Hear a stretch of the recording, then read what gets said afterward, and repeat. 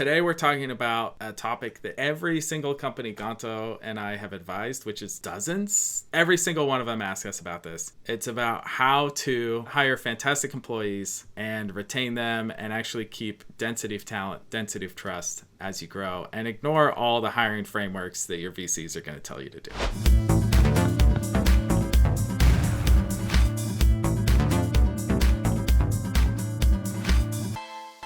Okay, so last week there was no dev tool marketing news that we saw. We just saw Ghibli photos. So we decided this week, and part of that was I was traveling and you're starting to get back on the saddle for advising, but we decided we're just going to talk about a topic that always comes up when we're advising. It's how to hire great people and build great orgs at startups, and specifically dev tool startups. I think we have a lot of thoughts here, right? We do, and we do have a lot of thoughts about Ghibli as well, but those we're not going to share.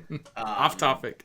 Exactly. We're not going to share today, but... When you were, right off the bat, when you were at Auth0, you were like employee number 10, right? Yes. And how big was your org that was reporting into you at its biggest? So, yeah, when I joined, it was just me. First hire of marketing was DevRel. I was doing DevRel. When I left Auth0, the team was 92. That's pretty big. That's it was a very big team. Yeah, when I joined, I've joined a few companies, a few dev tools, GitLab, Neo4j, Vercel, as like one of the first couple marketers. I was first at Vercel and first at Laravel, all under 50 employees. And before Vercel, I grew a couple teams up to maybe 5, 6, 7 people. And then at Vercel, peak was 55 people. And then I gave away the SDR team and I gave away the DevRel team and shrunk it back down. When I ran marketing at Vercel, which was after you, it was a lot lower than 55. Yeah. Yeah. Well, because there wasn't DevRel, the SDRs weren't in there anymore, and there were a couple cuts, as the post-ZERP days have done.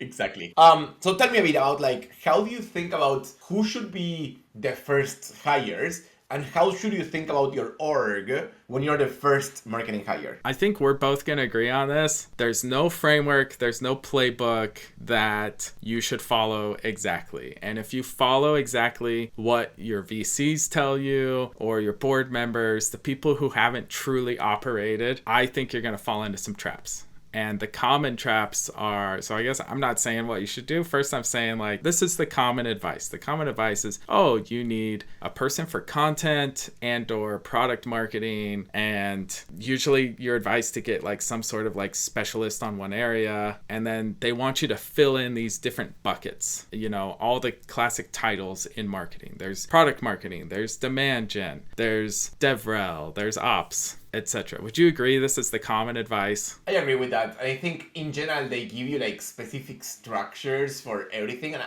I'm with you. I don't think it makes sense. I'll give two examples, one from Auth0, one from Clerk. Both of companies, but interesting how the hiring patterns were completely different. But for Auth0, we started first, as we talked in some other episodes, doing habits research, understanding developers, what did they do on their day-to-day, what did they care about, what did they want to learn regarding authentication, what they didn't, blah, blah, blah, blah, blah. What we learned there was that they didn't give a shit about authentication, and that they would search on Google if they got stuck, if there was a problem or something like that. So based off of that, we started to write content that was not about Auth0, but rather about how to do auth in React, in Angular, etc. That started to work. So then the first 2 hires were actually developers whose only job was to write content. They would be DevRel now, probably, but back then I would say we didn't even count them as much as DevRel because they only wrote content. There was no YouTube, no Twitter, no conference, no nothing. It was content. Eventually, we had a lot of content, but we couldn't really understand what was working and how to improve it. So the next hire was a data person who helped us build the data warehouse. And it's crazy, but at Auth0, the data team reported into marketing because I was the first one who was we need data. And eventually it was a team in marketing. But in the beginning it was, we have nobody, so let's start building a data warehouse or something so we can measure it. So then it was a data guy. And then we started to get more and more and more, but very weird structure, even weirdest that data team existed in marketing. I actually gave the data team to engineering when we were at 60 mil in ARR. So a lot later, I would argue. At Clerk, it was different. For them, the strategy that worked the best, which we talked in other episodes, was YouTubers and working with influencers, getting YouTubers, etc. So the first hire that we discussed with Nick about doing was a person who would actually manage YouTube and YouTubers, and that's it. I don't even know what the role would be called, like influencer manager maybe, I don't even know. But Alex started doing that, then his role expanded into other things, and we started to hire other people to do other stuff. But the first hire was, your job is to manage our YouTube channel that is working great, just so that Nick, who was the head of marketing, actually now had time to explore and try new things. My main recommendation always is, you need to hire people so you actually get time again to be creative and to experiment. And once you find something that works, you again hire somebody so that then again you have time to be creative and experiment. Yes. So I think first principle identified is what triggers a hire. And I think what I'm hearing you say is when there's something that you're executing on and it's working, then that's a good time to basically buy your time back, or buy your founder's time back, or buy someone else's time back, and allow that person to go do something else, creative, new, experimental, and basically lock in this activity. Because if you don't hire for that thing, like let's say events are working well, like let's say as early DevRel, maybe, or I guess content is like a good one. If you're doing lots of content, but then you're being asked to do more and more strategic work, you're going to write less, you're going to make less YouTube videos, whatever. So you need someone where that's their job, they're locked into it, so that it doesn't get lost. It's more than that. Like, that is one part that I agree. The other side, I think, is when you're doing something and executing, and that execution is 90% of your time, you don't have time to generate chaos to be creative. Like, and when I mean chaos, it is, let's try 10 different shit, or talk to people,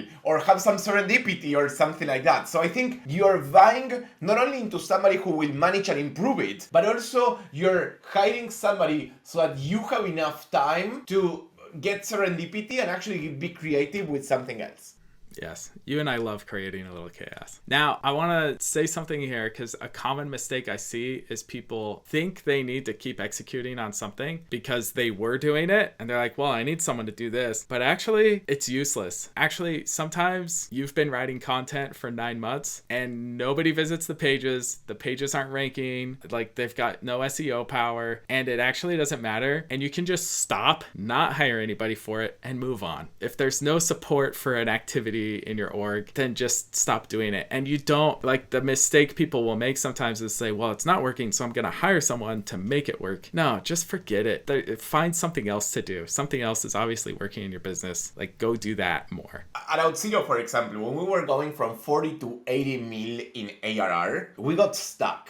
Meaning we weren't growing as much in signups, in contact sales, and we were not gonna hit the 80 million ARR. So we made something that was crazy back then. It was an idea from Jared Waxman, actually. And the idea was called Code Yellow. The idea was half of the marketing team, which again at this stage was probably 50 people, so 25 people would stop doing what they do on their day-to-day, and they would only focus on 4 specific projects whose only objective was to drive more signups and contact sales. So half of the team stopped doing what they were doing because in the end we weren't growing as fast. And after doing some experiments, trying this out, after probably 3 months, we started to grow again, and we ended up being able to go from 40 to 80 million ARR. And one of my biggest regrets running marketing at Auth0 was that after we saw that this worked, we moved everybody back to their original team. Because we were having requests from sales and like, oh, I'm not getting the collateral that I'm asking because product marketing is doing this. We're not sending the emails that we should be sending because marketing ops is helping with this project. We're not improving the website because growth is working on this. And in the end, we caved in, I caved in, and we sent the team back to do what they were doing. And Auth0 did well because then we did again like 80 to 160. But my question is, if we would have kept the team doing this crazy structure instead of agreeing to the pressure, maybe it could have grown even more. Maybe it could have been even better. Like, I don't know, but I think about that all the time. Like in that space, I caved into the pressure to follow the org structure. Caving in that pressure, it's the easy thing to do. I caved on, also related to sales pressure. Sometimes I'll make this little claim to fame, but I'm the first person I know of that had a RevOps title. Like way back in 2017, there weren't RevOps titles. I told my boss, hey, I want to own all of these functions. He's like, let's call that RevOps. And then it started popping up years later. I don't know if I set a trend or if I was just an anomaly, but whatever. So then years later at Vercel, I'm getting those same kind of complaints because salespeople always complain. And I made a mistake of basically hiring the new traditional RevOps team.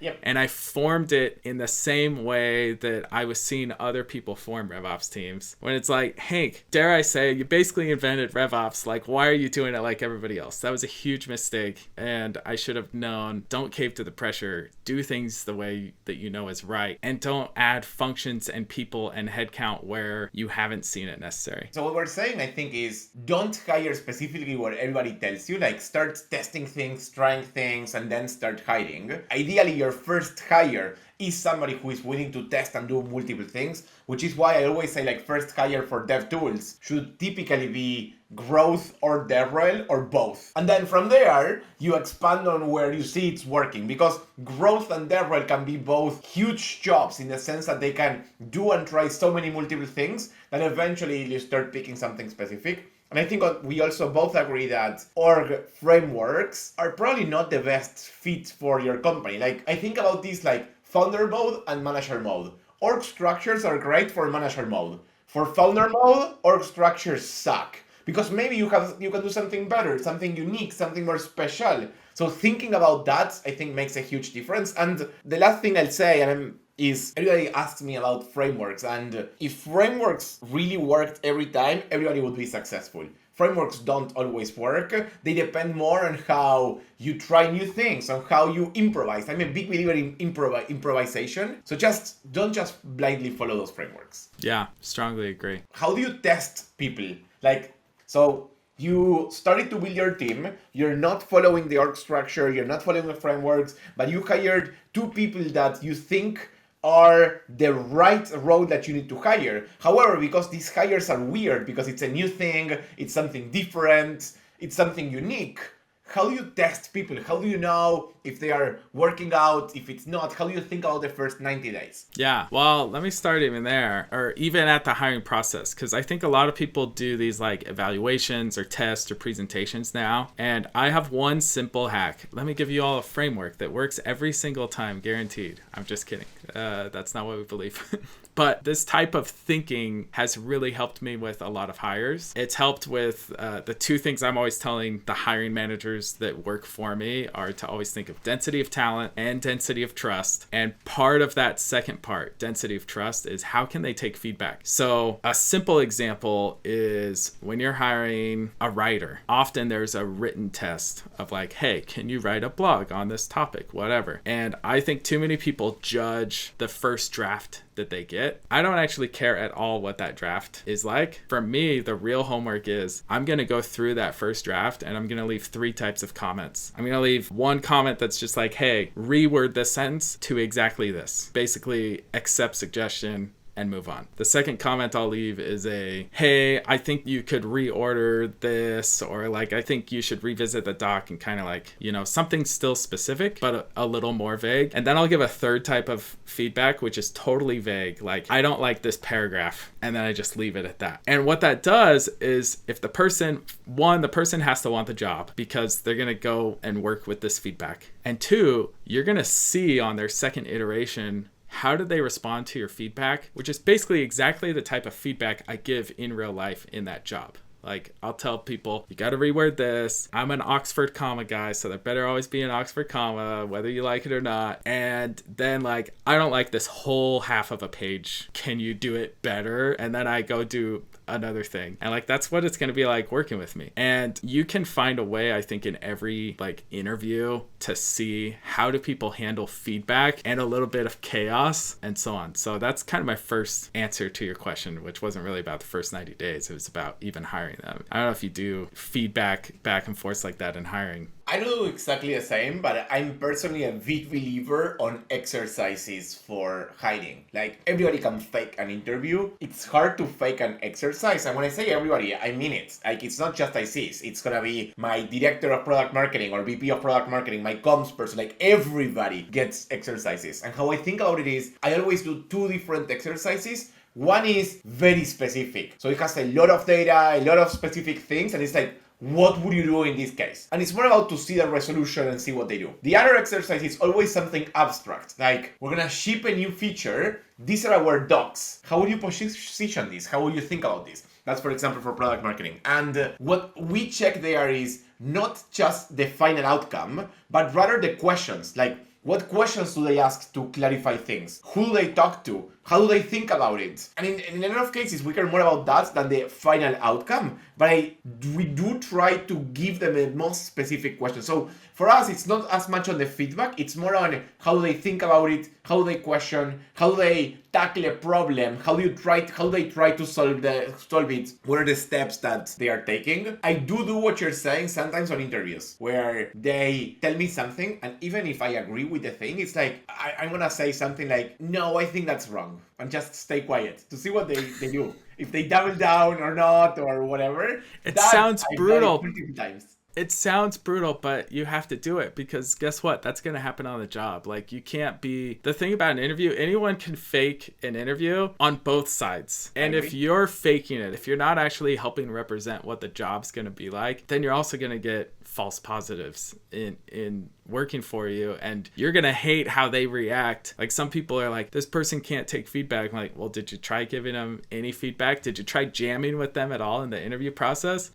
Exactly. So my right hand at Auth0 was Carrie Oak. She's now the CMO at Okta. And I remember that I did something like this, and then first week she sent me a doc with some demand gen idea for developers, and my answer was, this is shit. That was it. That was my only answer. And then I gave her like more specific feedback. But she was like, what the fuck in the beginning? And then eventually we both got used to working with each other. And she was telling me like, I always know where I stand with you because I'm always gonna speak my mind in some sense. So making people understand that, I think is key. Every time I hire somebody, I always give them like a 4 or 5 bullets on how I work with them, what I expect and why, just to set how we're gonna interact or work together. I love it. Yeah, one of my first phone call with a woman that I've worked with at 3 companies now. I just told her about a problem we were having with like a Salesforce thing, and she immediately started jamming. And I went, yeah, we already thought of that. That's not going to work because of this. And then she kept going. She kept ideating. I was like, okay, we could totally jam with her. Anyways, let's think about the first 90 days though, because that's where the rubber really hits the road. So there are 3 problems that can happen. 1, you might have messed up in the interview and you might have missed something, and this person could be bad. They might not be able to actually execute the job that you needed to do. And if that is the case, your first 90 days is when you should do it. I actually tell people, especially because sometimes there are jobs that you need to be filled. You're not 100% sure on the person. You've interviewed a ton. You're not sure you're ever going to find a hell yes. Well, just put something on the calendar on their 90th day with the interview committee and the people who are working with them, and you can decide. I've only let go of, I think, 1 person while doing that, and I've been pleasantly surprised by like others. The second reason why they might not work out. Sorry to interrupt. I do something similar, but I put something in the calendar on the first 30 and then on the first 90 days, mostly just for myself to remember, like, I hired this person 30 days ago or 90 days ago, but I think I fired like 4 or 5 with this. So maybe I'm either meaner or I'm worse at hiding than you. Or I don't know, or you're better at making a mistake. I think there's a good phrase that gets floated around is, you can't be perfect at hiring, you can be perfect at firing. As brutal as it sounds, like, we're here to get the job done. I always told them, like, we have a fire fast ideology. If you feel that somebody is not working out, we fire them ASAP. Yeah, and the best gift you can give to your team is great coworkers. Nothing drives away great people than bad coworkers. That's what flipped the switch for me. I used to be very patient and try to rehabilitate people, but you don't have time to rehabilitate because your best people will leave. you'll miss your goals, etc. It's better to remove, not rehabilitate. 100%. A second reason why you might have to let someone go in the first 90 days is you might have messed up on the need for the role. There might not actually be the need for that role. Maybe you find out, our content never has really worked. This person's maybe doing a good job, but we actually don't need this role. And sometimes you can rehouse the person. I'm talking about rehabilitation. Don't do it. Removing, yes. And then there's rehousing, which I've also done to great success before. So sometimes with those people where you're like, this role isn't working, or they're not working for the role, but actually there's something else that they could do that would be great, or there's not, and you got to remove them. That, can kind of suck either way. Those are the two main things. I think I said 3 earlier, but I'm only thinking of 2. Last thing I have on hiring is, I think there's gonna be some times where people are really good, but you do not like them. I've had that multiple times. And I actually think it's important to hire people that you do not like, or that you feel are extremely different to you, reporting to you. Because if they are really good at their job, which, for example, in Auth0, I had one situation on this, they were good at their job, and I would hate some of the comments they made, but we needed to hear those things out. And we needed people that were slightly different to us. And I think as your team grows, this is not for the first few hires, you need to hire people that are not like you, and potentially people that you dislike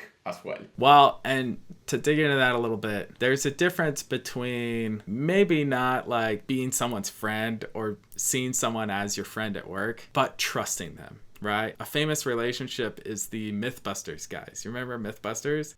I love Mythbusters. They actually hated each other. They didn't hate each other, but they had this mutual respect for each other's work and working together. But they just sometimes just did not get along. And it's kind of like this interesting thing that one of them, Adam Savage, talks about a lot, is they had such mutual respect, even though sometimes they would just drive each other crazy for their personalities, but they still had trust. And so they still had density of talent, density of trust. And so they had success.